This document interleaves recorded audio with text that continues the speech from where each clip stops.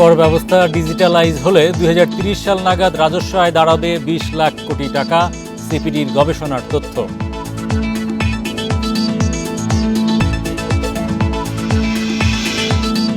Share বাজারে সূচকের টানা পতন, 5 কার্যদিবসে ডিএসইএক্স কমেছে 265 পয়েন্ট, লেনদেন নেমেছে 400 কোটির ঘরে।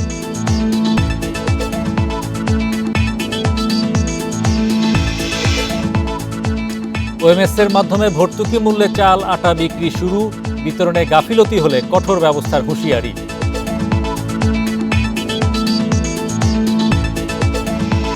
আমন্ত্রণ অর্থনীতি সারাদিনে আপনাদের সাথে আছি হরি সাহা। শুনছিলেন শিরোনাম, এবার জানাবো বিস্তারিত।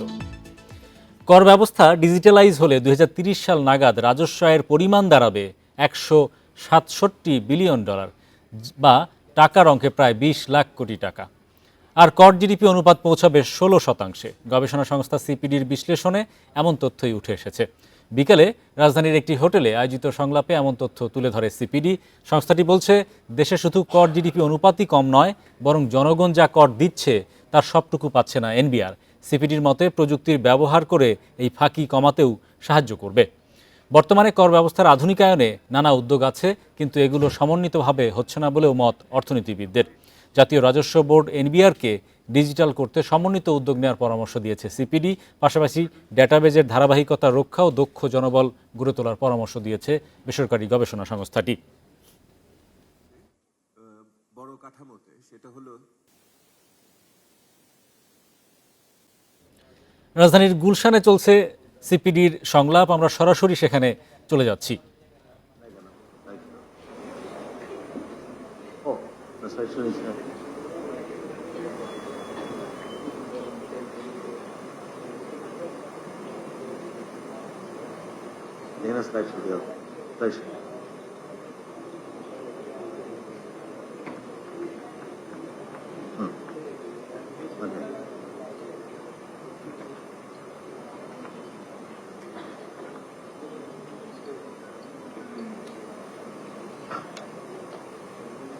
আমরা বলছিলাম যে উন্নয়নের জন্য রাজস্ব, অর্থাৎ শুধুমাত্র রাজস্ব আহরণ করব। একটা কথা আমার খুব ভালো লাগছে, আমাদের যেটি বললেন একটু আগেই, যে অসহায় এনবিআরকে আসলে প্রতিবার যখন বাজেট টার্গেট দেওয়া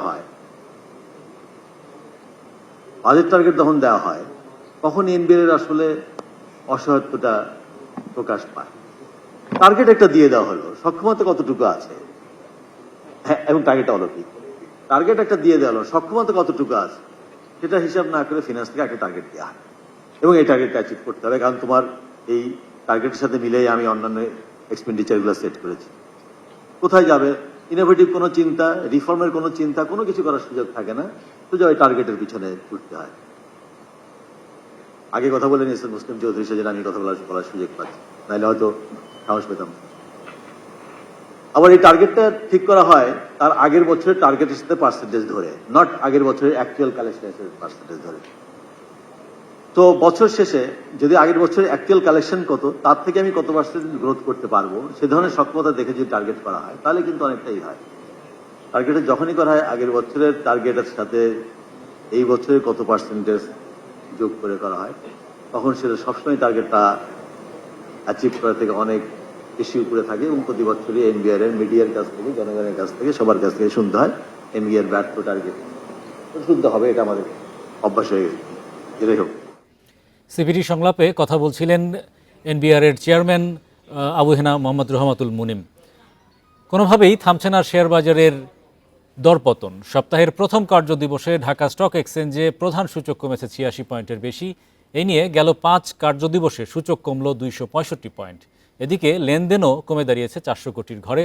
অন্যদিকে চট্টগ্রাম স্টক এক্সচেঞ্জের সার্বিক সূচক কমেছে 269 পয়েন্ট। রোববার দিনের শুরু থেকেই ঢাকা স্টক এক্সচেঞ্জের প্রধান সূচকে দেখা গেছে বড় ধরনের পতন। লেনদেন শুরুর 12 মিনিট পর সূচক একটু বাড়লেও দিন শেষে কমেছে 86.13 পয়েন্ট। এতে গেল 5 কার্যদিবসে সূচক কমেছে 265 পয়েন্ট। বর্তমানে এর অবস্থান 5431 পয়েন্ট, কমেছে বাকি দুটি সূচকও। সূচকের সাথে ডিএসসির লেনদেনও কমেছে ব্যাপকভাবে।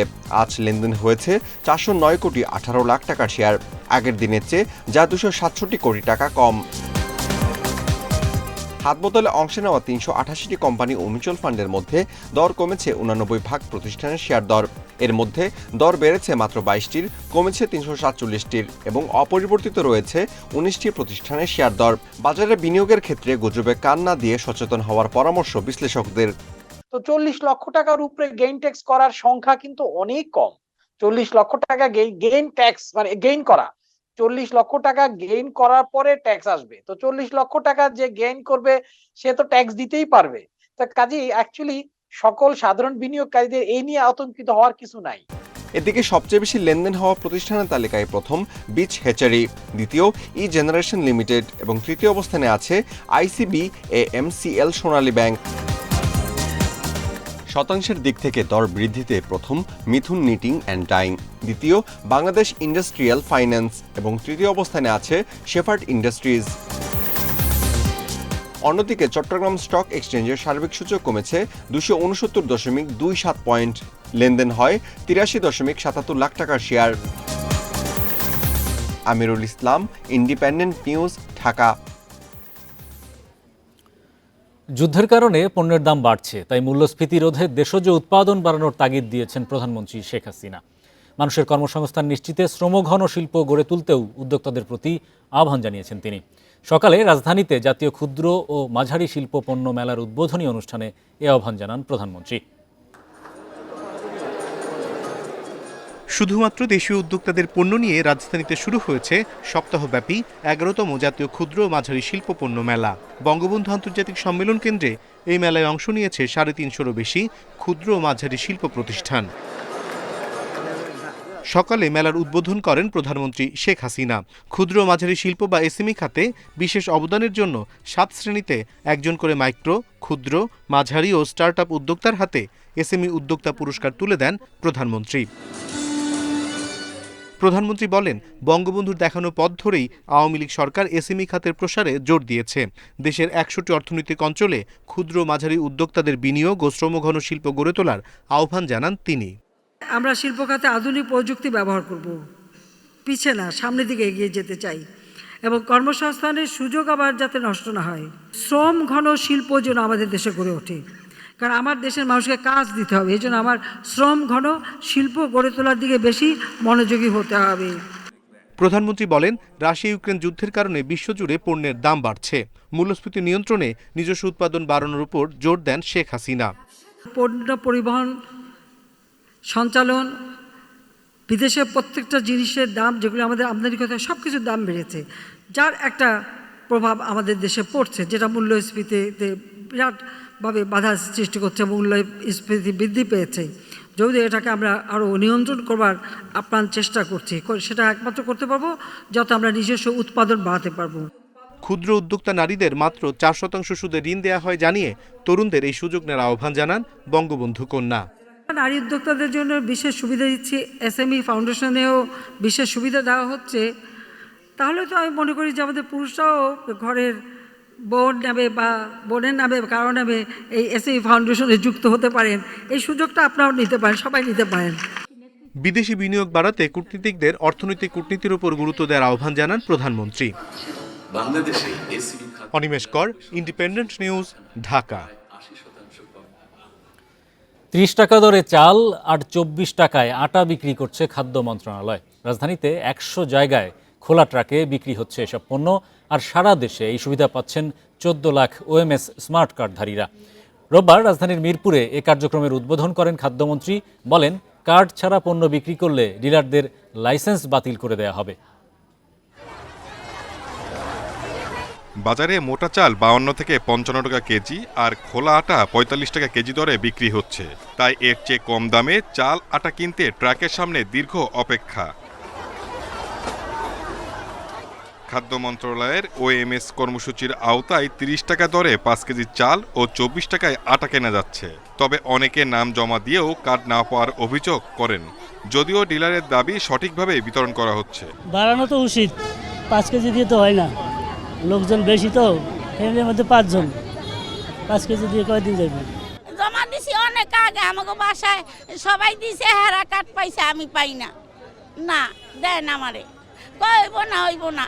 সবাইকে ফ্যামিলি কার্ডের আওতায় নিয়ে এসে যাতে কোনো বিশৃঙ্খলা না হয়, আমরা সেই প্রচেষ্টায় আমাদের লক্ষ্য। আপাতত 14 লাখ মানুষকে ওএমএস এর স্মার্ট কার্ড আওতায় আনা হচ্ছে। আগামীতে সুবিধাভোগীর সংখ্যা বাড়ানো হবে বলে জানান খাদ্যমন্ত্রী। ট্রাকের পণ্য কেউ বাইরে বিক্রি করতে পারবে না বলেও হুঁশিয়ারি দেন তিনি। মনে করেন না যে আজকে 10 বস্তা বেঁচে গেছে মানে আমি বেঁচে গেলাম, এই 10 বস্তা আমি বাইরে বিক্রি করে দেবো, এটা দুর্নীতি।